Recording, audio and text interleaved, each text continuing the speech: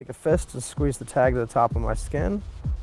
When I approach the device, it opens the Facebook page I set it to.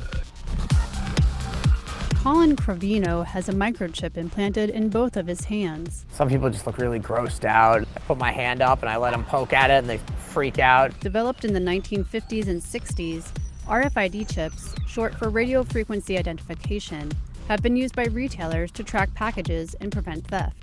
Farmers use the chips to keep tabs on their livestock. Pet owners use them to identify their cats and dogs.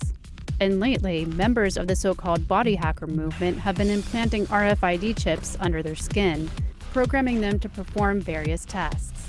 Colin Crovino, a smartphone repairman in Brooklyn, New York, uses his chips to open his front door.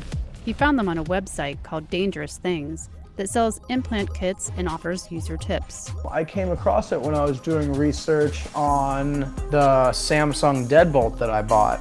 And then the first thing that I noticed was that I could get an RFID tag that would work with the deadbolt. Crovino plans to modify one of his motorcycles next. And I haven't decided on where I want to put the authenticator, the antenna, thinking probably down by the seat somewhere because this comes off. So I would just tap my hand on it.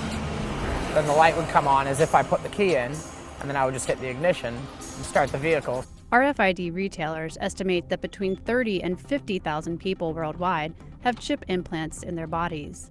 German tech consultant Andreas Sjöström used his chip as a boarding pass on a recent flight from Stockholm to Paris, and to get into an airport VIP lounge. Skeptics say the implants raise privacy issues and worry that strangers could tap into the information on a chip without the owner's knowledge. Others say potential uses for the technology, such as keeping track of a patient with dementia, could pose ethical concerns. But Crovino and others see a future where technology and the human form will merge.